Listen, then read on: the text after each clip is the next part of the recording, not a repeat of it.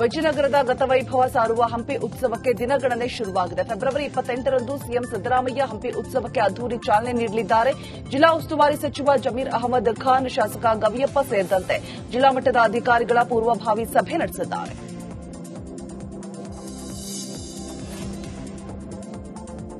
ಇನ್ನು ಸಭೆಯ ಬಳಿಕ ಜಿಲ್ಲಾ ಉಸ್ತುವಾರಿ ಸಚಿವ ಜಮೀರ್ ಅಹಮದ್ ಖಾನ್ ಪ್ರತಿಕ್ರಿಯೆ ಕೊಟ್ಟಿದ್ದಾರೆ. ಹಂಪಿ ಉತ್ಸವಕ್ಕೆ ಸಿಎಂ ಸಿದ್ದರಾಮಯ್ಯನವರು ಚಾಲನೆ ನೀಡುತ್ತಾರೆ. ವೈದ್ಯರ ಸಲಹೆ ಪಡೆದು 1 ತಾಸಿನಲ್ಲಿ ವಿಶೇಷ ವಿಮಾನದ ಮೂಲಕ ಬರ್ತಾರೆ ಅಂತ ಹೇಳಿದ್ದಾರೆ. ಇನ್ನು ಡಿಸಿಎಂ ಡಿಕೆ ಶಿವಕುಮಾರ್ ಸಾಹೇಬ್ರು, ಎಚ್ಕೆ ಪಾಟೀಲ್, ಶಿವರಾಜ್ ತಂಗಡಗಿ ಸೇರಿದಂತೆ ಎಲ್ಲರೂ ಕೂಡ ಬರ್ತಾರೆ. ಕಳೆದ ಬಾರಿ ದರ್ಶನ್ ಅವರೇ ಸ್ವಂತ ಖರ್ಚಿನಲ್ಲಿ ಬಂದಿದ್ರು. ಇನ್ನು ಶಿವಣ್ಣ ಅವರ ಆರೋಗ್ಯ ಸರಿಯಿಲ್ಲ, ಕಲಾವಿದರಿಗೆ ಪಕ್ಷವಿಲ್ಲ, ಹೀಗಾಗಿ ನಾವು ಸುದೀಪ್ ಅವರನ್ನ ಕರೆದಿದ್ದೇವೆ, ಆದರೆ ಅವರು ಶೂಟಿಂಗ್ನಲ್ಲಿದ್ದಾರೆ ಅಂತ ಹೇಳಿದ್ದಾರೆ. ಮಹಾಶಿವರಾತ್ರಿ ಹಿನ್ನೆಲೆಯಲ್ಲಿ ಕಲಬುರಗಿಯ ಆಳಂದ ಪಟ್ಟಣದಲ್ಲಿರುವಂತಹ ಲಾಡ್ಲೆ ಮಶಾಕ್ ದರ್ಗಾದಲ್ಲಿನ ಶಿವಲಿಂಗ ಪೂಜೆಗೆ ಕೋರ್ಟ್ ಅನುಮತಿಯನ್ನು ನೀಡಿದೆ. ಇಂದು ನಿರೀಕ್ಷೆಯಂತೆ ಮಧ್ಯಾಹ್ನ 2ರಿಂದ ಸಂಜೆ 6ರವರೆಗೆ ಲಾಡ್ಲೆ ಮಶಾಕ್ ದರ್ಗಾದಲ್ಲಿ ಶಿವಲಿಂಗಕ್ಕೆ ಪೂಜೆ ಸಲ್ಲಿಸುವುದಕ್ಕೆ ಹಿಂದೂ ಮುಖಂಡರು ಸಜ್ಜಾಗಿದ್ದಾರೆ. ಇತ್ತ ವಿಡಿಯೋ ಮೂಲಕ ಆಂದೋಲನದ ಸಿದ್ದಲಿಂಗ ಶ್ರೀಗಳು ಹೈಕೋರ್ಟ್ ಆದೇಶವನ್ನು ಸ್ವಾಗತಿಸಿದ್ದಾರೆ. ಸಮಸ್ತ ಹಿಂದೂ ಪರವಾದ ತೀರ್ಪು ಬಂದಿದೆ. ಇನ್ಮೇಲಾದರೂ ಅಲ್ಲಿನ ಮುಸ್ಲಿಮರು ಯಾವುದೇ ತೊಂದರೆಯಾಗದಂತೆ ಶಿವಲಿಂಗದ ಕಟ್ಟಡ ನಿರ್ಮಾಣಕ್ಕೆ ಅವಕಾಶ ನೀಡಬೇಕು ಅಂತ ಹೇಳಿದ್ದಾರೆ. ಆಳಂದ್ ಪಟ್ಟಣದಲ್ಲಿರುವ ಲಾಡ್ಲೆ ಮಶಾಕ್ ದರ್ಗಾದಲ್ಲಿ ರಾಘವ ಚೈತನ್ಯ ಶಿವಲಿಂಗಕ್ಕೆ 15 ಜನರಿಗೆ ಪೂಜೆಗಾಗಿ ಅವಕಾಶ ಕಲ್ಪಿಸಿ ಕಲಬುರಗಿಯ ಉಚ್ಚ ನ್ಯಾಯಾಲಯ ಅನುಮತಿಯನ್ನ ಒದಗಿಸಿಕೊಟ್ಟಿದೆ. ಈ ಹೈಕೋರ್ಟ್ ತೀರ್ಪನ್ನ ಎಲ್ಲ ಹಿಂದೂ ಸಂಘಟನೆಗಳು ನಾವು ಸ್ವಾಗತ ಮಾಡ್ತೇವೆ. ಆಳಂದ್ ಪಟ್ಟಣದಲ್ಲಿರುವ ಕಲಬುರಗಿಯ ಜೇವರ್ಗಿ ಪುರಸಭೆ ಅಧ್ಯಕ್ಷ ಉಪಾಧ್ಯಕ್ಷ ಚುನಾವಣೆಗೆ ಕಲಬುರಗಿ ಹೈಕೋರ್ಟ್ ತಡೆಯಾಜ್ಞೆಯನ್ನ ಕೊಟ್ಟಿದೆ. ಚುನಾವಣಾ ಪ್ರಕ್ರಿಯೆಯಲ್ಲಿ 2 ಸದಸ್ಯರು ಮತದಾನ ಮಾಡದ ಹಿನ್ನೆಲೆ ಹೈಕೋರ್ಟ್ ತಡೆಯಾಜ್ಞೆಯನ್ನ ಕೊಟ್ಟಿದೆ. ಇನ್ನು ಬಿಜೆಪಿ ಸಲ್ಲಿಸಿದ ಅರ್ಜಿಯನ್ನ ವಿಚಾರಣೆ ನಡೆಸಿ ತಡೆಯಾಜ್ಞೆ ನೀಡಿದೆ. 2025ರಂದು ನಡೆದಂತ ಪುರಸಭೆ ಚುನಾವಣೆ, ಜೇವರ್ಗಿ ಪುರಸಭೆ ಚುನಾವಣೆಯಲ್ಲಿ ಇವತ್ತು ಸಂವಿಧಾನದ ಪ್ರಕಾರ ನಮ್ಮ ಸದಸ್ಯರಿಗೆ ಮತದಾನ ಮಾಡುವ ಹಕ್ಕು ಸಂವಿಧಾನದಲ್ಲಿ ನೀಡಲಾಗಿದೆ. ಉಚ್ಚ ನ್ಯಾಯಾಲಯದಲ್ಲಿ ನಾವು ಆ ಮಹಿಳೆಯರಿಗೆ ಆದಂತ ಅನ್ಯಾಯ ಮತ್ತು ಅವರಿಗೆ ಅಧಿಕಾರವನ್ನು ಏನು ಮತದಾನ ಹಕ್ಕನ್ನು ಮತ್ತು ಮತಗೊಳಿಸಿದ್ರು, ಆ ಒಂದು ಮತದಾನ ಹಕ್ಕನ್ನು ಕೊಡಬೇಕಂತನ್ನುವ ಒಂದು ಈ ಚುನಾವಣೆ ಆದಂತ ಅಕ್ರಮಗಳ ಬಗ್ಗೆ, ಆದಂತ ಅನ್ಯಾಯದ ಬಗ್ಗೆ ನಾವು ಮನವಿ ಸಲ್ಲಿಸಿದಾಗ ಇವತ್ತು ಮುಖ್ಯ ನ್ಯಾಯಮೂರ್ತಿಗಳು ಇವತ್ತು ಆ ನಮ್ಮ ಮನವಿಗೆ ಸ್ಪಂದನೆಯನ್ನು ಮಾಡಿ ಅದರ ಬಗ್ಗೆ ಪೂರಾಪೂರವಾಗಿ ಸಂಪೂರ್ಣವಾಗಿ ಇವತ್ತು ಒಂದು ಕೋರ್ಟ್ನಲ್ಲಿ ಎಲ್ಲ ವಿಷಯಗಳನ್ನು ಆಲಿಸಿ ಆದಂತ ಅನ್ಯಾಯದ ಬಗ್ಗೆ ಮನವರಿಕೆಗೊಂಡು ಇವತ್ತು ಉಚ್ಚ ನ್ಯಾಯಾಲಯ ನ್ಯಾಯಮೂರ್ತಿಗಳು ಇವತ್ತು ವಿಜಯಪುರದ ಬಳುತಿ ಗ್ರಾಮದಿಂದ ನಾಪತ್ತೆಯಾಗಿದ್ದ ವ್ಯಕ್ತಿ ಕುಂಭಮೇಳದಲ್ಲಿ ಪತ್ತೆಯಾಗಿದ್ದಾರೆ. 2001ರಲ್ಲಿ ಮನೆಯಿಂದ ನಾಪತ್ತೆಯಾಗಿದ್ದ ರಮೇಶ್ ಚೌಧರಿ ಪಾಟ್ನಾದಲ್ಲಿ ಡಾಂಬರೀಕರಣ ಕೆಲಸ ಮಾಡಿಕೊಂಡಿದ್ರು. ರಮೇಶ್ ಚೌಧರಿಯನ್ನ ಕಾಶಿಯಲ್ಲಿ ಸಾಧು ವೇಷದಲ್ಲಿ ಕಂಡ ಮಲ್ಲನಗೌಡ ಕುಟುಂಬಸ್ಥರಿಗೆ ಮಾಹಿತಿ ಕೊಟ್ಟಿದ್ದಾರೆ. ಇನ್ನು ರಮೇಶ್ ಸಿಕ್ಕಿರೋ ಮಾಹಿತಿಯನ್ನ ವಿಡಿಯೋ ಕಾಲ್ ಮಾಡಿ ಕುಟುಂಬಸ್ಥರ ಜೊತೆಗೆ ಮಾತನಾಡಿಸಿದ್ದು ಕುಟುಂಬಸ್ಥರು ಸಂಭ್ರಮದಿಂದ ಬರಮಾಡಿಕೊಂಡಿದ್ದಾರೆ. ಬಾಗಲಕೋಟೆಯ ಜಮಖಂಡಿ ನಗರದಲ್ಲಿ ಮಾಜಿ ಡಿಸಿಎಂ ಕೆಎಸ್ ಈಶ್ವರಪ್ಪ ರಾಜ್ಯ ಸರ್ಕಾರದ ವಿರುದ್ಧ ಗುಡುಗಿದ್ದಾರೆ. ಯಾವ ಗ್ಯಾರಂಟಿನೂ ಇಲ್ಲ, ರಾಜ್ಯ ಸರ್ಕಾರ ಹೇಗೆ ಆಡಳಿತದಲ್ಲಿ ಸತ್ತೋಗಿದೆಯೋ ಹಾಗೆ ಎಲ್ಲಾ ಗ್ಯಾರಂಟಿಗಳು ಕೂಡ ಸತ್ತೋಗ್ತಿವೆ. ಚುನಾವಣೆ ಸಮಯದಲ್ಲಿ ಬಡವರಿಗೆ ಮುಗ್ಧರಿಗೆ ಮೋಸ ಮಾಡಿ ಗ್ಯಾರಂಟಿಗಳನ್ನ ಮುಂದಿಟ್ಟು ಚುನಾವಣೆಯಲ್ಲಿ ಗೆದ್ದಿದ್ದಾರೆ ಅಂತ ವಾಗ್ದಾಳಿ ಮಾಡಿದ್ದಾರೆ.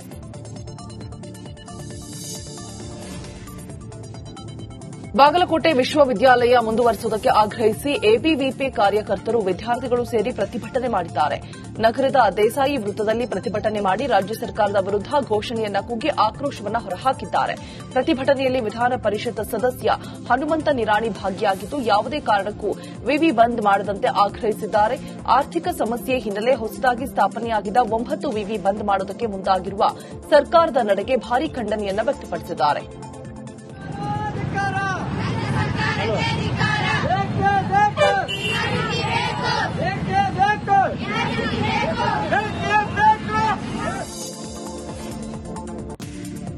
ಗದಗ ಜಿಲ್ಲೆ ನರಗುಂದ ತಾಲೂಕಿನ ಹಗ್ಲಿ ಗ್ರಾಮದ ಸರ್ಕಾರಿ ಹಿರಿಯ ಪ್ರಾಥಮಿಕ ಶಾಲೆಯಲ್ಲಿ ನಾಗರ ಹಾವು ಪ್ರತ್ಯಕ್ಷವಾಗಿದೆ. ಹಾವನ್ನು ಕಂಡು ವಿದ್ಯಾರ್ಥಿಗಳು ಭಯದಿಂದ ಕ್ಲಾಸ್ ರೂಂನಿಂದ ಹೊರಗೆ ಓಡಿ ಹೋಗಿದ್ದಾರೆ. ಕೂಡಲೇ ಶಿಕ್ಷಕರು ಹಾವು ಇರೋ ಕ್ಲಾಸ್ ರೂಂ ಬಾಗಿಲು ಹಾಗೂ ಕಿಟಕಿ ಹಾಕಿ ಉರ್ಗರಕ್ಷಕ ಬಿಆರ್ ಸುರೇಬಾನನ್ನ ಸಂಪರ್ಕ ಮಾಡಿದ್ದಾರೆ. ಸ್ಥಳಕ್ಕೆ ಬಂದ ಉರ್ಗರಕ್ಷಕ ನಾಗರ ಹಾವನ್ನ ಸೆರೆ ಹಿಡಿದು ಸುರಕ್ಷಿತ ಸ್ಥಳಕ್ಕೆ ಹಾವನ್ನ ಬಿಟ್ಟಿದ್ದಾರೆ.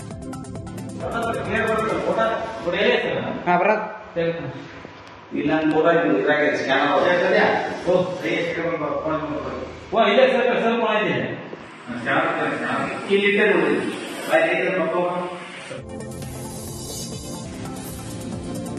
ಮಹಾರಾಷ್ಟ್ರ ಕರ್ನಾಟಕ ಗಡಿಯಲ್ಲಿ ಪರಿಸ್ಥಿತಿ ತಿಳಿಗೊಳಿಸಿ ನಿಂತು ಹೋಗಿರುವ ಬಸ್ ಸೇವೆಗಳನ್ನು ಕೂಡಲೇ ಆರಂಭಿಸುವಂತೆ ಇಬ್ಬರು ಜಿಲ್ಲಾಧಿಕಾರಿಗಳು ಸಮನ್ವಯ ಸಭೆ ಮಾಡಿ ಚರ್ಚಿಸಿದ್ದಾರೆ. ಸಿಎಸ್ ನಿರ್ದೇಶನದ ಮೇರೆಗೆ ವಿಡಿಯೋ ಕಾನ್ಫರೆನ್ಸ್ ಮೂಲಕ ಬೆಳಗಾವಿ, ಕೊಲ್ಹಾಪುರ ಜಿಲ್ಲಾಧಿಕಾರಿಗಳು ಸಮನ್ವಯ ಸಭೆ ನಡೆಸಿದರು. ಬಸ್ ಮೇಲೆ ದಾಳಿ ಮಾಡುವವರ ವಿರುದ್ಧ ಕಾನೂನು ಕ್ರಮಕ್ಕೆ ಬೆಳಗಾವಿ ಡಿಸಿ ಒತ್ತಾಯಿಸಿದ್ದಾರೆ. ಇನ್ನು ಸುಗಮ ಸಂಚಾರಕ್ಕೆ 2 ದಿನದಲ್ಲಿ ಪ್ರತ್ಯೇಕ ಮಾರ್ಗಸೂಚಿ ತಯಾರಿಸುವುದಕ್ಕೆ ಖಡಕ್ ಸೂಚನೆ ಕೂಡ ನೀಡಿದ್ದಾರೆ. ನಮ್ಮ ಸಿಪಿ ಅವರು ಮತ್ತೆ ಮಹಾರಾಷ್ಟ್ರದಲ್ಲಿರುವಂತಹ ಕೋಲ್ಹಾಪುರ ಡಿಸಿ ಕಲೆಕ್ಟರ್ ಮತ್ತೆ ಅಲ್ಲಿರುವಂತಹ ಎಸ್ಪಿ ಅವರು ನಾವೆಲ್ಲರೂ ಕೂತ್ಕೊಂಡು ವಿಡಿಯೋ ಸಂವಾದದ ಮುಖಾಂತರ ಇವತ್ತು ಒಂದು ಪೀಸ್ ಕಮಿಟಿ ಮೀಟಿಂಗ್ ಅನ್ನು ಮಾಡ್ತಾ ಇದ್ದೀವಿ. ಇಲ್ಲಿಂದ ಬಸ್ಗಳು ಆಚೆ ಹೋದಾಗ ತೊಂದರೆ ಆಗದಂತೆ ಅವರು ನೋಡ್ಕೊಳ್ತಾರೆ. ಅವರ ಬಸ್ಗಳಿಗೆ ಇಲ್ಲಿ ಬಂದಾಗ ತೊಂದರೆ ಆಗದಂತೆ ಶಾಂತಿ ಸಹಿಷ್ಣುತೆಯಿಂದ ಎಲ್ಲಾ ರೀತಿಯ ವ್ಯವಸ್ಥೆಯನ್ನು ಕಾಪಾಡಿಕೊಳ್ಳಲಿಕ್ಕೆ ಇವತ್ತು ನಾವು ನಿರ್ಧಾರ ಮಾಡ್ತೀವಿ.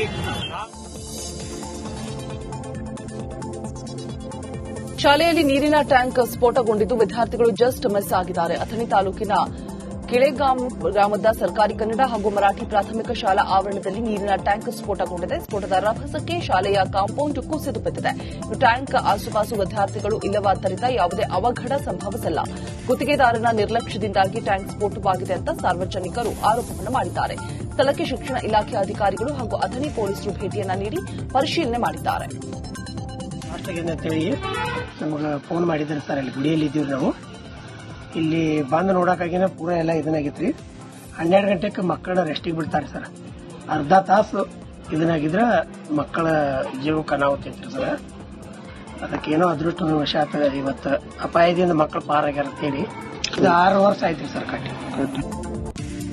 ಕರ್ನಾಟಕ ಬಜೆಟ್ ಅಧಿವೇಶನದ ಬಗ್ಗೆ ಸ್ಪೀಕರ್ ಯುಟಿ ಖಾದರ್ ಮಹತ್ವದ ಮಾಹಿತಿ ಕೊಟ್ಟಿದ್ದಾರೆ. ಮಾರ್ಚ್ 3ರಿಂದ ವಿಧಾನಸಭಾ ಅಧಿವೇಶನ ಆರಂಭವಾಗಲಿದೆ. 3ನೇ ತಾರೀಕಿನಿಂದ 7ನೇ ತಾರೀಕಿನವರೆಗೂ ಕೂಡ ರಾಜ್ಯಪಾಲರ ಭಾಷಣದ ಬಗ್ಗೆ ಚರ್ಚೆ ನಡೆಯಲಿದೆ. ಮಾರ್ಚ್ 7ನೇ ತಾರೀಕಿಗೆ ಬಜೆಟ್ ಮಂಡನೆ ನಡೆಯಲಿದೆ ಅಂತ ಮಾಹಿತಿ ನೀಡಿದ್ದಾರೆ. 3ನೇ ತಾರೀಕಿನಿಂದ ಅಧಿವೇಶನ ಪ್ರಾರಂಭ ಆಗ್ತದೆ. 3ನೇ ತಾರೀಕಿಗೆ ರಾಜ್ಯಪಾಲರಿಂದ ಜಂಟಿ ಸದನವನ್ನು ಉದ್ದೇಶಿಸಿ ರಾಜ್ಯಪಾಲರು ತಮ್ಮ ಸಂದೇಶವನ್ನು ಕೊಡಲಿಕ್ಕೆ ಇದ್ದಾರೆ. 3 ತಾರೀಕಿನಿಂದ 7 ತಾರೀಕಿನವರೆಗೆ ರಾಜ್ಯಪಾಲರ ಭಾಷಣದ ಬಗ್ಗೆ ವಿಧಾನಸಭೆಯಲ್ಲಿ ಚರ್ಚೆ ನಡೆಸಲಾಗುವುದು. 7 ತಾರೀಕಿನಂದು ಸನ್ಮಾನ್ಯ ಮುಖ್ಯಮಂತ್ರಿಗಳು ರಾಜ್ಯದ ಬಜೆಟ್ ಮಂಡಿಸಲಿದ್ದಾರೆ. 21ನವರೆಗೆ ಬಜೆಟ್ ಬಗ್ಗೆ ಡಿಸ್ಕಷನ್ ನಡೆಯಲಿಕ್ಕಿದೆ. ಸರ್ಕಾರ ಉತ್ತರ ಕೊಡಲಿಕ್ಕಿದೆ. ಈ ಒಂದು ಹಲವಾರು ಬಿಲ್ಗಳು, ಖಾಸಗಿ ಬಿಲ್ಗಳು. ವಿಧಾನಸೌಧದ ಆವರಣದಲ್ಲಿ ಬೀದಿ ನಾಯಿಗಳ ಹಾವಳಿ ವಿಚಾರಕ್ಕೆ ಸ್ಪೀಕರ್ ಯುಟಿ ಖಾದರ್ ಪ್ರತಿಕ್ರಿಯೆ ಕೊಟ್ಟಿದ್ದಾರೆ. ವಿಧಾನಸೌಧದ ಆವರಣದ ನಾಯಿಗಳಿಗಾಗಿ ಜಾಗ ಹುಡುಕಿದ್ದಾರೆ. ಈಗಾಗಲೇ ವಿಧಾನಸೌಧ ಆವರಣದಲ್ಲಿರುವಂತಹ ನಾಯಿಗಳನ್ನು ಪತ್ತೆ ಮಾಡಲಾಗಿದೆ. ವಿಧಾನಸೌಧದ ಆವರಣದಲ್ಲಿ ಒಟ್ಟು 52 ಬೀದಿ ನಾಯಿಗಳಿದೆ. ಅವುಗಳಿಗೆ ಸಂತಾನಹರಣ ಚಿಕಿತ್ಸೆ ನೀಡಿ ಆಶ್ರಯ ನೀಡಲಾಗುತ್ತೆ. ಅದರ ನಿರ್ವಹಣೆಯನ್ನ ಒಂದು ಎನ್ಜಿಒಗೆ ನೀಡಲಾಗುವುದು. ಆಶ್ರಯ ತಾಣವನ್ನು ಕಟ್ಟುವ ಜವಾಬ್ದಾರಿ ಪಿಡಬ್ಲ್ಯೂಡಿಗೆ ನೀಡಲಾಗಿದೆ. ಅದರ ಖರ್ಚು ವೆಚ್ಚವನ್ನು ಸರ್ಕಾರವೇ ಭರಿಸಲಿದೆ. ಎಷ್ಟು ನಾಯಿಗಳಿದ್ದಾರೆ ಅಂತೇಳಿ ಪಟ್ಟಿ ಮಾಡಬೇಕು. ಆ ಕ್ಯಾಂಪಸ್ ಅಲ್ಲಿ ಎಷ್ಟಿದೆ ಅಂತೇಳಿ 52 ಇದೆ. ಈ 52ಕ್ಕೆ ಎಷ್ಟು ಎಲ್ಲ ಸ್ಟೆರಿಲೈಸ್ ಎಲ್ಲ ಮಾಡಿ ಅದಕ್ಕೊಂದು ಜಾಗ ಗುರುತಿಸಿಕೊಳ್ಳುದು. ಹೊಸ ಎಂಟ್ರಿ ಯಾವುದಿಲ್ಲ. ಈ 52 ಒಂದು ಪ್ರಾಣಿದ ಆಯುಷ್ ಎಷ್ಟಂದ್ರೆ 10ರಿಂದ 12. ಅದಕ್ಕೆ ಕೆಲವರಿಗೆ 7, 6, 8 ವರ್ಷ ಆಗಿದೆ. ಸೊ ಇನ್ನು 10 ವರ್ಷ ಆಗುವಾಗ ಆ ಒಂದು ಪ್ರಾಬ್ಲಮ್ ಅಲ್ಲಿ ಬರುವುದಿಲ್ಲ. ಅಲ್ಲಿಯ ತನಕ ಅದನ್ನು ಚೆನ್ನಾಗಿ ನೋಡುವುದು ನಮ್ಮ ಜವಾಬ್ದಾರಿ. ಜನರಿಗೂ ತೊಂದರೆ ಆಗಬಹುದು, ಅದಕ್ಕೂ ಕೂಡ ಗೌರವಪೂರ್ವಕವಾಗಿ ನೋಡಬೇಕು. ಅದಕ್ಕೊಂದು ಕಡೆ ಸ್ಥಳ ಗುರುತಿಸಿಕೊಂಡು ಅದಕ್ಕೆ ಬೇಕಾದ ಶೆಲ್ಟರ್. ಇಲ್ಲದಿದ್ರೆ ಏನಾಗ್ತದೆ, ಮಳೆಗಾಲದಲ್ಲಿ ಬಿಸಿಲಲ್ಲಿ ಬಂದು ಮನೆ ಒಳಗಡೆ ಎಲ್ಲ ಬರ್ತದೆ ಪ್ರಾಣಿ, ಅದಕ್ಕೆ ಗೊತ್ತಿರುವುದಿಲ್ಲಲ್ಲ ಇದರಲ್ಲಿ. ಸೊ ಅದಕ್ಕೆ ಶೆಲ್ಟರ್ ಮಾಡಿ ಅದಕ್ಕೊಂದು ಏಜೆನ್ಸಿ ಮುಖಾಂತರ ಕೊಟ್ಟು ತಿರುಗಾಡ್ಲಿಕ್ಕೆ ಅದನ್ನು ಸ್ವಲ್ಪ ಒಂದು ಕಡೆ ಗೇಟ್ ಓಪನ್ ಮಾಡಿ ಅದಕ್ಕೆ ಕೂಡ ಮೂವ್ಮೆಂಟ್ ಮಾಡ್ಲಿಕ್ಕೆ ಅವಕಾಶ ಮಾಡಿಕೊಡು ಒಂದು ವ್ಯವಸ್ಥೆ. ಅದು ನಾವು ಚರ್ಚೆ ಮಾಡಿದ್ದೇವೆ. ಪಿಡಬ್ಲ್ಯೂ ಜವಾಬ್ದಾರಿ ಕೂಡ ಕೆಲಸ ನಡೀತಾ ಇರ್ತದೆ. ಅದಕ್ಕೊಂದು ಮಂಗಳೂರಿನ ಕೋಟೆಕಾರ್ ಬ್ಯಾಂಕ್ ದರೋಡೆ ಪ್ರಕರಣಕ್ಕೆ ಸಂಬಂಧಪಟ್ಟಂತೆ ಪೊಲೀಸರು ಮತ್ತಿಬ್ಬರು ಆರೋಪಿಗಳನ್ನು ವಶಕ್ಕೆ ಪಡೆದಿದ್ದಾರೆ. ಭಾಸ್ಕರ್ ಬೆಳ್ಚಪಾಡ ಅಲಿಯಾಸ್ ಶಶಿ ತೇವರ್ ಹಾಗೂ ಮೊಹಮ್ಮದ್ ನಜೀರ್ನನ್ನ ಬೆಂಗಳೂರು ರೈಲ್ವೆ ನಿಲ್ದಾಣದ ಬಳಿ ಪೊಲೀಸರು ವಶಕ್ಕೆ ಪಡೆದುಕೊಂಡಿದ್ದಾರೆ. ಭಾಸ್ಕರ್ ಬೆಳ್ಚಪಾಡ 7 ವರ್ಷಗಳಿಂದ ಕೋಟೆಕಾರ್ ನಿವಾಸಿ ನಜೀರ್ ಜೊತೆಗೆ ಸಂಪರ್ಕದಲ್ಲಿದ್ದ. ಇಬ್ಬರು 6 ತಿಂಗಳಿನಿಂದ ದರೋಡೆಕೋರರ ಸಂಪರ್ಕದಲ್ಲಿದ್ದರು. ಬ್ಯಾಂಕ್ನ ಎಲ್ಲಾ ಮಾಹಿತಿಯನ್ನ ದರೋಡೆಕೋರರಿಗೆ ಇಬ್ಬರು ನೀಡುತ್ತಾ ಇದ್ರು. ಇದೀಗ ಪ್ರಕರಣಕ್ಕೆ ಸಂಬಂಧಪಟ್ಟಂತೆ ಒಟ್ಟು 6 ಮಂದಿ ಆರೋಪಿಗಳನ್ನು ವಶಕ್ಕೆ ಪಡೆಯಲಾಗಿದೆ.